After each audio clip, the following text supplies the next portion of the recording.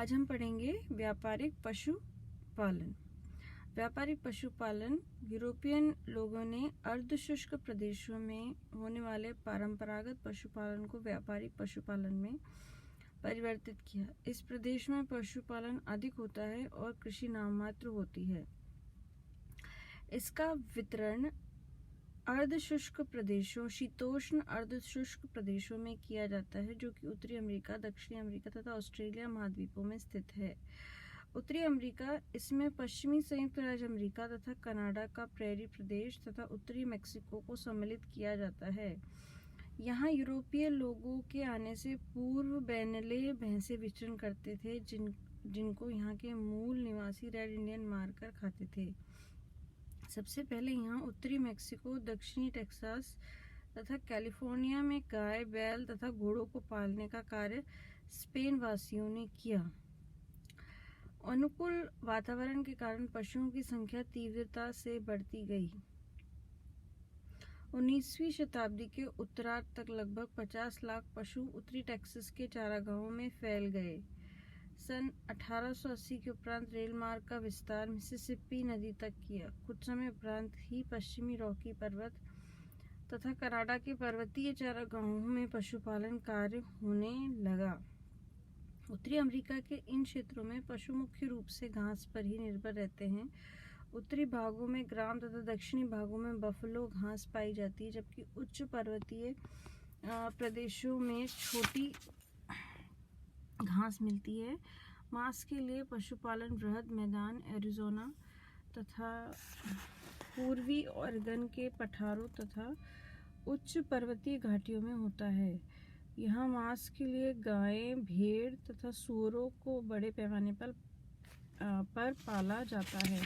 इसके अनुसार हम ये कह सकते हैं कि उत्तरी अमेरिका के कनाडा का प्रेरी प्रदेश तथा उत्तरी मेक्सिको, इस क्षेत्र को हमने यह मान लिया कि यहाँ पर अनेक प्रकार के जो है वो पशु पाए जाते हैं और उनका उपयोग मांस के लिए और दूसरे डेयरी प्रोडक्ट्स के लिए किया जाता है। दक्षिणी अमेरिका, अब हम चलते हैं दक्षिणी अमेरिका की तरफ। यहाँ अर्जेंटीना, यूरुग्वे तथा दक्षिणी ब्राज़ील में व्यापारिक पशुपालन किया जाता है।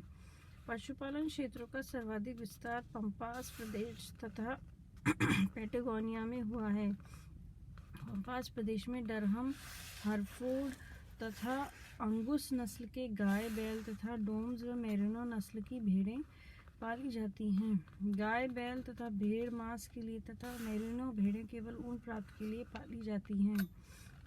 इन क्षेत्रों में अल्फाल्फा, सबाडिला तथा सूडान घासें पशुओं के लिए चारे के रूप में काम आती हैं। दक्षिणी पैटागोनिया, दक्षिणी चिली, टीरा डेल फ्यूगो तथा फाकलैंड द्वीपों में मुख्यतः भेड़ें पाली जाती हैं। यूरुग्वे में पशुचारण प्रमुख आर्थिक क्रिया है। इस प्रकार अर्जेंटीना तथा यूरुग्वे विश्व के प्रमुख मांस निर्यातक राष्ट्र हैं।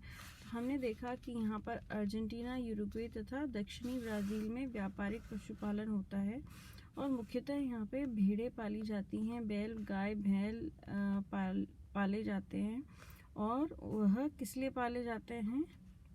मांस के लिए, और उसका निर्यात भी इन देशों द्वारा होता है।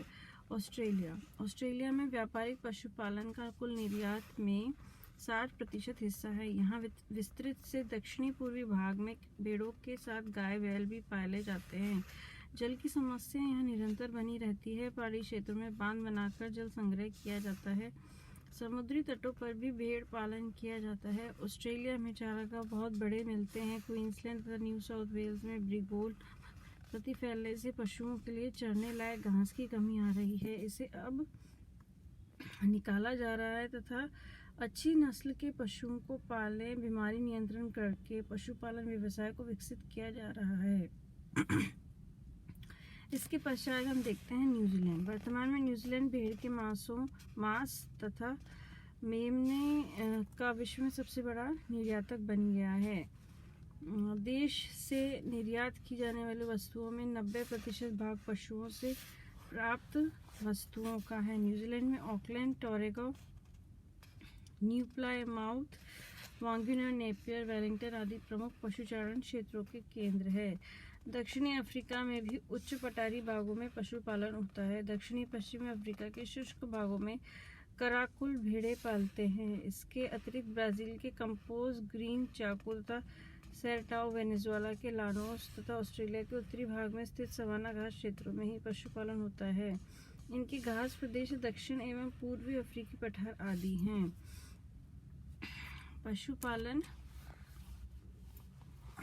कृषि यहाँ पर नाम मात्र की होती है। इनकी विशेषताएं इस प्रकार है। पशुपालन ही मुख्य व्यवसाय है।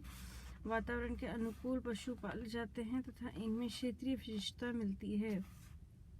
पशु ऊन, मांस, दुग्ध पदार्थ तथा खाल निर्यात की वस्तुएं हैं। चारागाहों में स्थायी मकान तथा पशुशालाएं होती हैं। अब उसके बाद हम चलते हैं स्थानांतरी कृषि की तरफ। स्थानांतरी कृषि क्या होती है? विश्व के उष्ण वन प्रदेशों में की जाने वाली विस्तृत कृषि को प्रारंभिक निर्वहन कृषि कहते हैं। यह भूमध्य रेखा के दोनों ओर 20 डिग्री उत्तरी और 20 डिग्री दक्षिणी अक्षांशों के मध्य स्थित प्रदेशों में की जाती है। इसके 3 विस्तृत प्रदेश निम्नलिखित हैं। दक्षिण अमेरिका में संपूर्ण अमेज़न घाटी से लेकर एंडीज पर्वत की दूसरी ओर प्रशांत तट तक, मध्य अमेरिका में मेक्सिको तक, अफ्रीका में सहारा के दक्षिण में गिनी तट, कांगो बेसिन पूर्वी भाग तथा मेडागास्कर में, दक्षिणी पूर्वी एशिया में इंडोनेशिया में सुमात्रा, बोर्नियो, न्यू गिनी,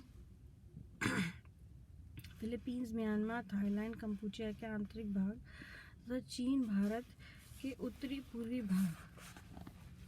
प्रारंभिक निर्वहन कृषि काफ़ी विस्तृत भागों पर की जाती है, लेकिन उत्पादकता न्यून होने से बहुत कम जनसंख्या का भरण पोषण कर पाती है। वर्ष भर उच्च तापमान एवं पर्याप्त वर्षा के कारण सघन वनस्पति आवरण मिलता है। जनसंख्या घनत्व कम पाया जाता है। वन प्रदेशों में रहने वाले मानव समुदाय आदिम जीवन व्यतीत करते हैं, जो प्राचीन एवं परंपरागत ढंग से कार्य करते हैं। स्पष्ट है कि स्थानांतरणशील कृषि प्रारंभिक निर्वहन कृषि का एक रूप है जो काफ़ी विस्तृत है। इसमें कृषक एक स्थान पर स्थायी न रहकर कुछ पर्याप्त समय के अंतराल पर अपना खेत एवं निवास बदलता रहता है। अर्थात यह वह कृषि है जिसमें जो कृषक होता है वो एक जगह न रहकर अपना स्थान बदलता रहता है। इसके साथ ही एक अर्ध स्थानांतरण कृषि भी होती है, जिसमें किसान अपना निवास तो स्थायी रखता है, लेकिन खेत को वह निरंतर बदलता रहता है। इसका स्थानांतरणशील कृषि या उष्णकटिबंधीय वन प्रदेशों में की जाने वाली आदिम प्रकार की कृषि है। यह उष्णकटिबंधीय वन प्रदेशों में की जाती है। इसमें 2-3 वर्ष के अंतराल पर खेतों को बदल दिया जाता है। स्थानांतरणशील कृषि के विश्व में विभिन्न स्थानीय नाम हैं। मलाया तथा इंडोनेशिया में लदान, फिलीपींस में कैंगेन, मेक्सिको तथा जिम्बाब्वे में मिल्पा, वियतनाम में रे, वेनेजुएला में कानुको, ब्राज़ील में रोका, जायरे में मसोले, श्रीलंका में चेना, सूडान में नागासू, म्यांमार में टोंगिया के नाम से जाना जाता है। भारत में इसे झूमिंग कृषि कहते हैं। स्थानांतरणशील कृषि को केरल में पूनम, आंध्र प्रदेश में उड़ीसा में पोडू, मध्य प्रदेश में पेंडा, पश्चिमी घाट में कुमारी आदि नामों से जानते हैं। ऐसे यूरोप में नव प्रस्तर युग में प्रचलित नाम पर स्वीडन कृषि भी कहते हैं। स्थानांतरण कृषि में वर्षा ऋतु के उपरांत एक निश्चित भूभाग पर वनस्पति को काटकर साफ किया जाता है। तत्पश्चात शुष्क मौसम में जब यह वनस्पति सूख जाती है तो इसे जला दिया जाता है। इनकी राख को मृदा में उर्वरा शक्ति बढ़ाने के लिए मिलाया जाता है। जो वृक्ष जलते नहीं तथा खड़े रहते हैं वे कुछ समय बाद प्राकृतिक रूप से नष्ट हो जाते हैं। इस प्रकार इस कृषि को स्लैश एवं बर्न एग्रीकल्चर यानी कि स्लैश एंड बर्न एग्रीकल्चर भी कहते हैं। वर्षा होने पर इस जलाई गई भूमि को जुताई करके बीज बोए जाते हैं। जुताई पूर्ण रूप आदिम या पारंपरिक ढंग से की जाती है। इस कृषि में बोई जाने वाली फसलों में मक्का, ज्वार, बाजरा तथा धान मुख्य है। कुछ स्थानों पर सेम, मूंगफली, टमाटर तथा केला भी उगाया जाता है। यहाँ पशुपालन नहीं होता है। इस प्रकार एक स्थान से दूसरे स्थान पर 2-3 वर्ष खेती करके मृदा की उर्वरता कम होने पर दूसरे स्थान साफ कर लिए जाते हैं।